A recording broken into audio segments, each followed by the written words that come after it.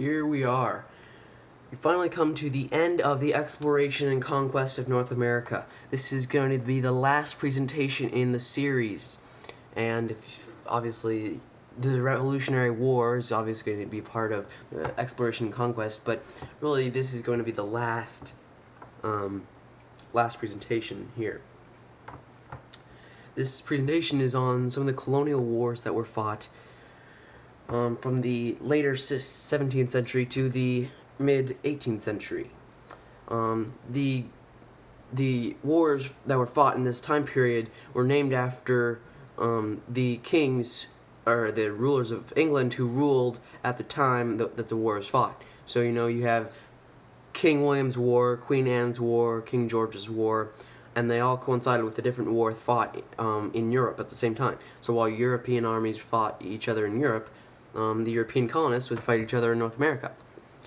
Right now, we see that this area right here is under Spanish control. It's Florida. Here's the 13 colonies under English control, and then New France under French control. The battlefronts of one of the main wars, the French and Indian War, which we're going to talk about today, was along here, here, and here, these disputed areas. Now, the French and Indian War lasted actually 9 years, although it was part of a European war that was called the 7 Years' War, and that's because the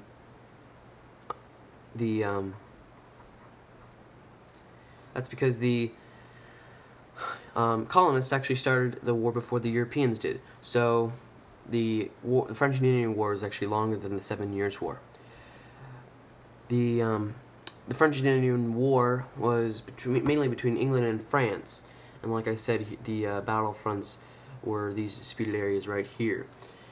George Washington, who later became the first president of the United States, actually fought in this war, and he providentially escaped one battle that could have been his end. And this is George Washington, this portrait was painted in 1772, so it's not exactly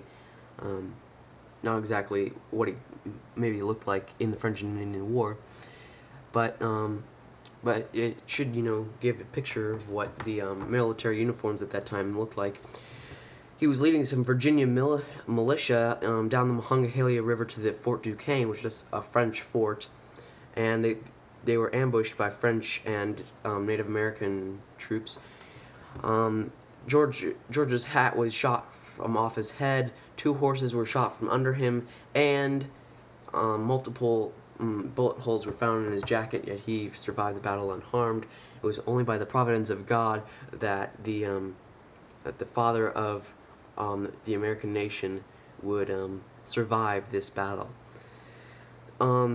But although the Battle of the Monongahela River was maybe a bit glorious and spectacular, and you know, gives us a good feeling about George Washington and all that kind of stuff, it really wasn't that decisive. One of the main decisive battles in the French and Indian War was the Battle of the Plains of Abraham. The Battle of the Plains of Abraham was fought between the French and the English near Quebec. The French, who were led by General de Montcalm, who you see here, were not too concerned about the English coming up to Quebec because they thought that no one could get up through the mountains. But the English found a little goat path, and led by their General James Wolfe, they managed to get up and fight the French at the Battle of the Plains of Abraham. Both generals were killed in the battle, but the English eventually won and took Quebec. The war eventually ended with a treaty in 1763, and there were some territorial changes. You see here in this map the territorial changes that were experienced after the French and Indian War.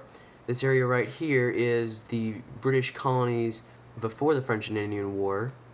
That's the red. The pink is all the territory that the French gave up to Britain. All through here. This is Spanish, and then this is what Spain gained from the French and Indian War.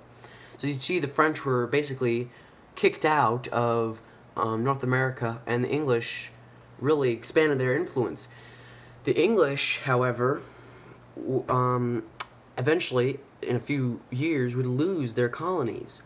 And that's mainly due to the French and Indian War. In fact, some historians call the French and Indian War the war that made America. Because first of all, it showed that the colonists could fight for themselves. That was seen by all the militias that actually defeated the French. And also, the tax that was imposed on the colonies was partly due to the French and Indian War. The English needed money to pay for the war, and therefore they taxed the colonies. And that later led to the American Revolution. So, people in America, Americans, should really study the French and Indian War a lot, because I think it's very vital to our nation's democracy. And had the French and Indian War not not been fought, we may just be still under English and French and Spanish rule, and these sides would be feuding between each other in North America. But because the French and Indian War was fought, the Americans began to look at what they could do on their own without any Englishmen leading them. For others who are not Americans, I think it's equally important, because this was a model that was later followed by hundreds of other countries, many more countries. And so, just like the American Revolution kind of was the model revolution, I think the French and Indian War, being such a vital, major part of the American Revolution, is essential to the democracy of the world.